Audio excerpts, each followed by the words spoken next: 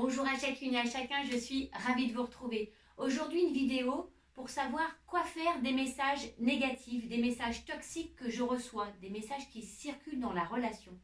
Alors pour ça, je vais partir d'un exemple concret.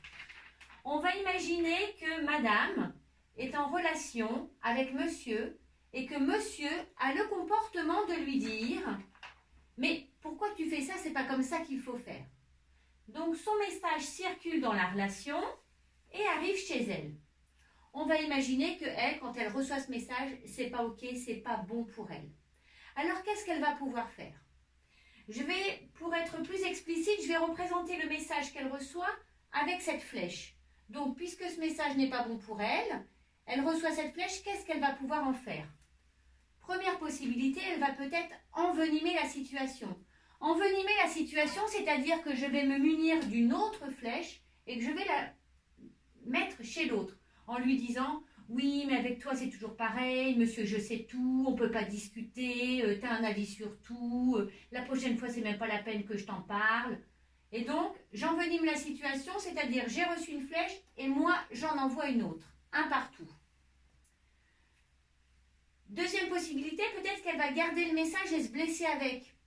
Oui, il me dit que c'est pas comme ça qu'il faut faire, mais il a peut-être raison, de toute façon moi je suis nulle. Mes professeurs me l'avaient déjà dit, et puis mes parents aussi m'avaient déjà dit que j'étais nulle, oh là là. Et puis peut-être qu'elle va mettre en route la moulinette mentale. Oui, mais quand même, pourquoi il me dit ça? Après tout ce que j'ai fait pour lui, d'accord, je suis nulle, mais c'est quand même vraiment pas sympa de me le dire comme ça. Et ça va mouliner, ruminer dans sa tête. Peut-être qu'elle va choisir la troisième option qui est « je gère le message négatif ou le message toxique que je reçois au mauvais endroit ».